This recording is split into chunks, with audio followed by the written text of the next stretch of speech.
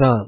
यह प्रवचन परम श्रद्धेय स्वामी जी श्री राम सुखदास जी महाराज द्वारा दिनांक 13 सितंबर सन 1991 को प्रातः लगभग 5 बजे हुआ। राम। नारायण नारायण नारायण नारायण नारायण राम राम राम राम राम राम राम राम नारायण नारायण नारायण नारायण नारायण।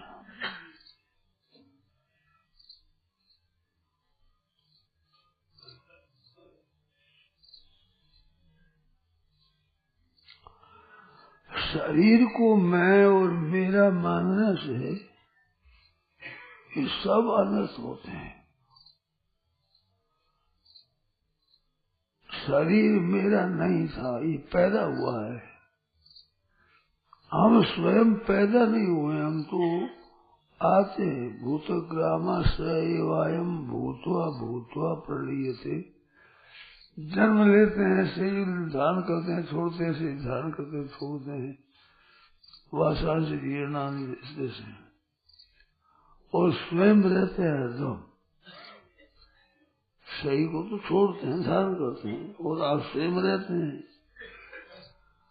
ये बात सच्ची होते हुए भी मोह एक ऐसा हो गया है शरीर पर, इसको ठीक सच्चा मानते हैं। शरीर को मैं मान लिया और दोनों मान तो मेरा मान लिया। ना तो शरीर मैं हूँ, ना शरीर मेरा है। सच्ची बात है।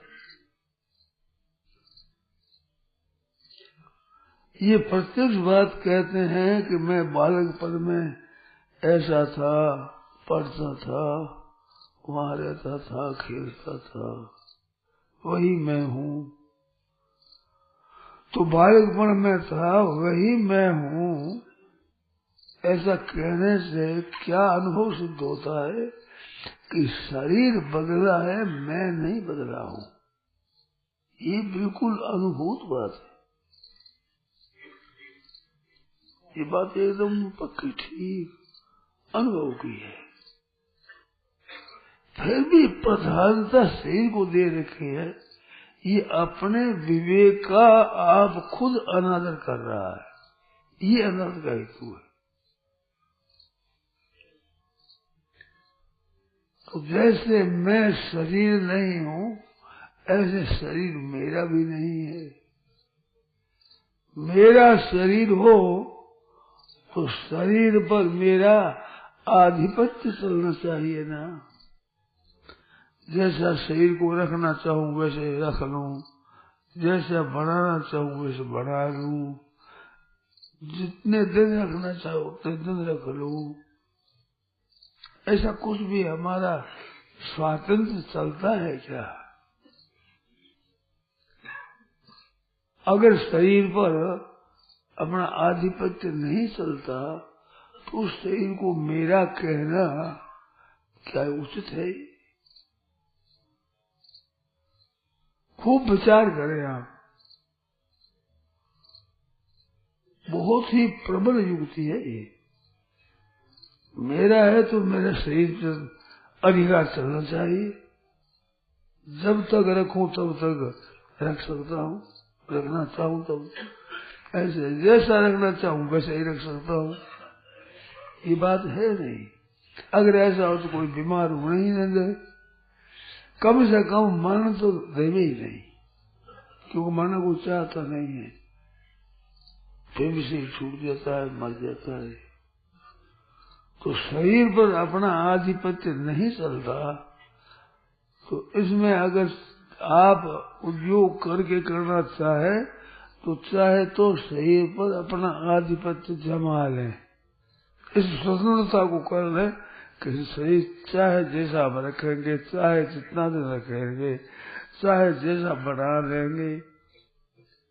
ये अगर कर सके तो ये करें, और ये नहीं कर सकते तो शरीर मेरा नहीं है, ये मिला हुआ है।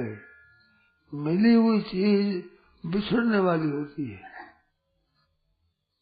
मिली हुई चीज कितना दिन साथ में रहेगी, वो तो बिछड़ेगी।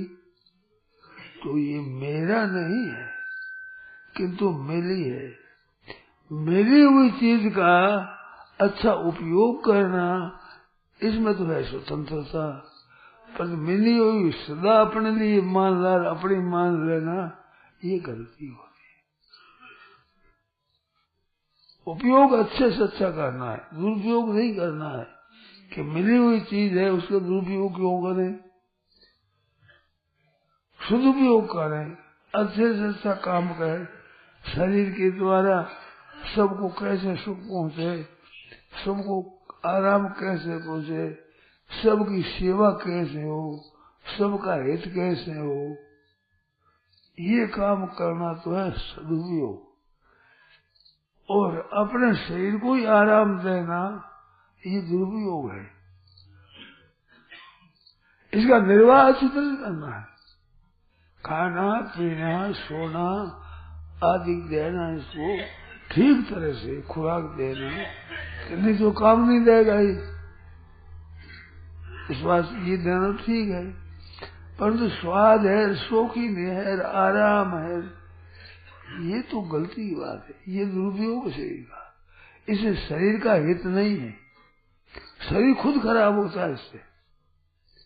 आलसी प्रमादी होने से शरीर खुद खराब होता है, तो शरीर का नुकसान है और अपना भी नुकसान है। अपने भी झूठे फंस गए। तो इसमें अगर सावधान हो जाए, आप लोग उचित समझें, तो आज से ऐसा विचार हो जाए कि शरीर का निर्वाह तो ठीक तरह से करना है भाई, किसी ऐसी गलती अपने करना नहीं है, पर तो शरीर के मोह में फंसना नहीं है। मोह में फंसने पर शरीर को काम में ले सकोगे नहीं। जैसे रुपया है, उनके मोह में फंस जाओ तो खर्च नहीं कर सकोगा, खर्च किए बिना रुपया काम नहीं आएगा। रुपयों का खर्चा दोनों देखा जाए तो खर्चा जितनी काम की चीज है उतना रुपया काम की चीज नहीं है। रुपयों का खर्च ही काम की चीज है। यथा योग ठीक तरह से खर्च करना, नष्ट कर देना, खराब काम में लगा देना, ये दुरुपयोग है। और ठीक तरह से सदुपयोग करना, सबके हित की बात करना, हित में लगाना, तो शरीर को और रुपयों को, वस्तुओं को दूसरों के हित में लगाना, ये दो तरह की सेवा होती है। एक तो वस्तुओं के द्वारा दूसरों को सुख पहुंचाना, एक शरीर से खटकर परिश्रम करके सेवा करके दूसरों को सुख पहुंचाना। तो ये दोनों सुख पहुंचाना ये मनुष्य का खास धर्म है। मनुष्य में अधिकार है, ये मनुष्य को वस्तु दिए अधिकार है, मनुष्य में ये ताकत है, योग्यता है। इस बात ये बीच में रखा है, नीचे के लोग रखे, ऊपर के लोग इसको बीच में रखा, सबकी सेवा के लिए। ऊपर के ऋषि महर्षियों की, देवताओं की, सबकी सेवा करे, नीचे रहने भूत प्रेत पिशाच नार के जीवों की सेवा करे, सुख पहुंचावे। इस बात ये बीच में रहा है। और सबको सुख पहुंचावे तो क्या होगा कि फंसावट नहीं होगी। सुख पहुंचाने में कोई बड़ा भारी काम हो जाएगा इतनी बात नहीं है, पर बड़े भारी नुकसान से बच जाएंगे। बड़ा भारी नुकसान होता उससे बच जाएंगे, ये बड़ा लाभ होगा। स्वाद में शौकीनी में फंस करके बहुत आनंद कर बैठेंगे। ऐसे पैसों के लोभ में आकर संग्रह की वृत्ति करके और हम अपना पतन कर देंगे।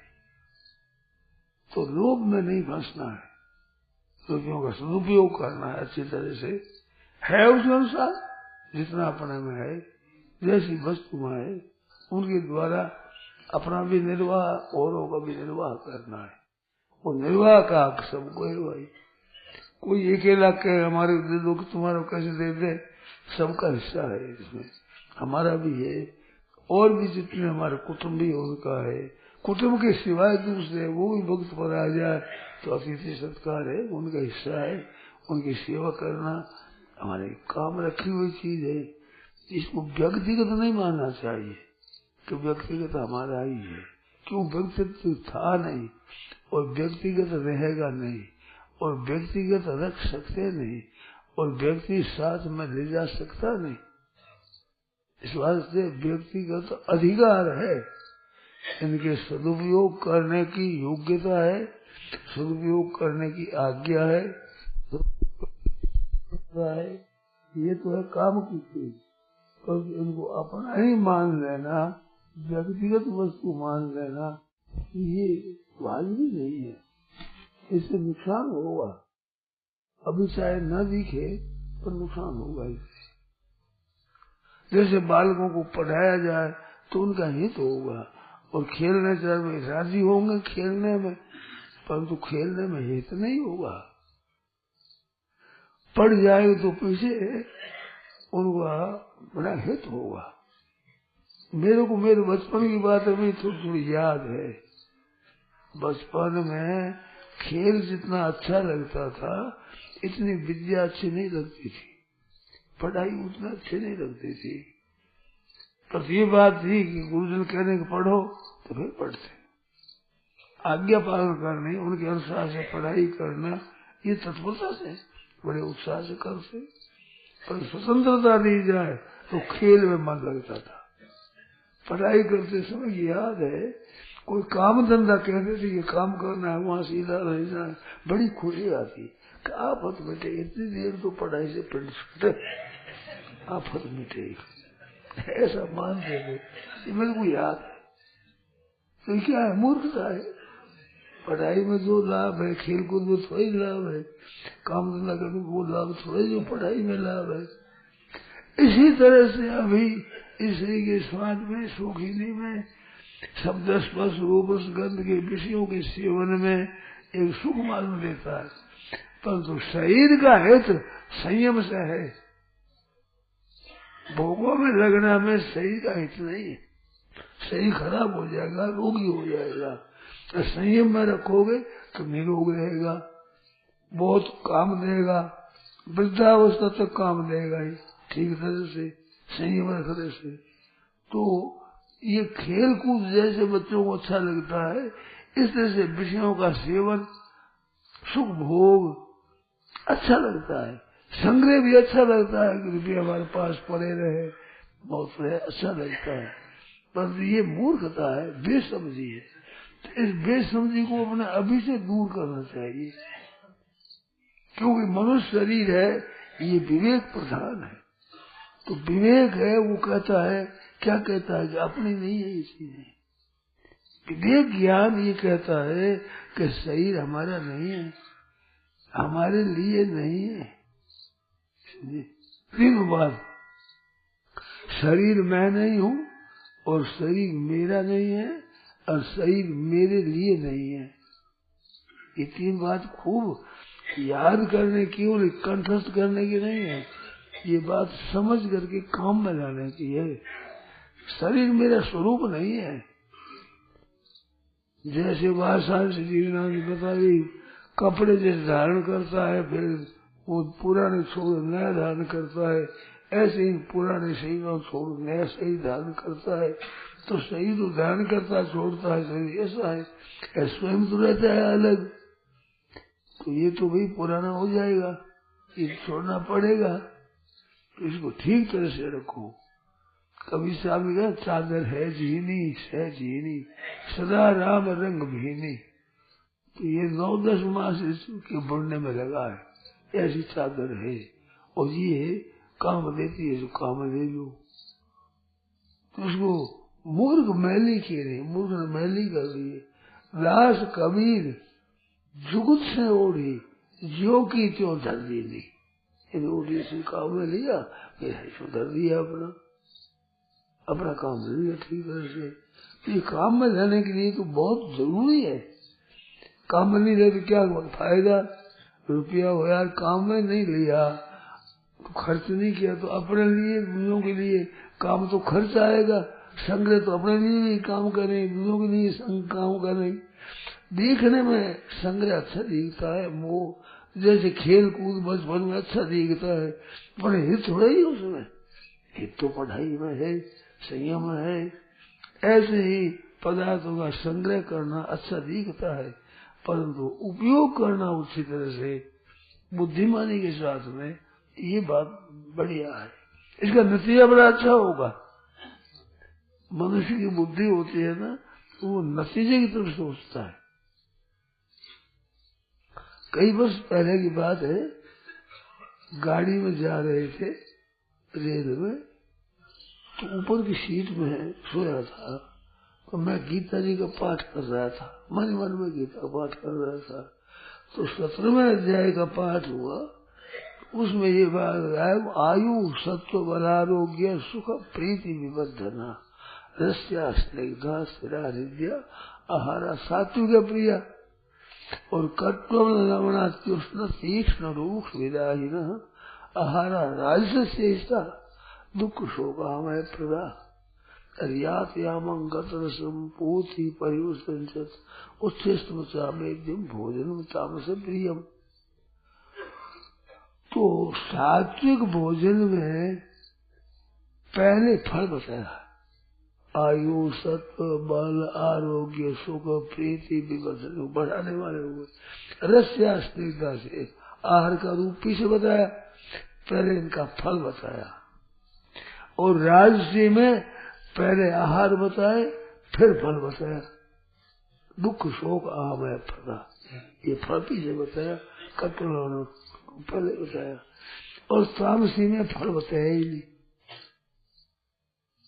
तो मन विचार है, मन में क्या बात है कि सात्विक पुरुष होगा, उसका दर्शन, उसकी दृष्टि दूर होगी, वो फल को पहले देखेगा, इसका नतीजा क्या होगा, नतीजे को देख काम करता है, वो बुद्धिमान आदमी है। तो सात्विक पुरुष है, आयु सत्व बल आरोग्य सुख प्रीति विवर्धना इनको बढ़ाने वाले हो, वो रस जास्ती से इस बात से उसके फल पर दृष्टि पहले जाएगी, पीछे विचार वस्तु पर जाएगी चीज।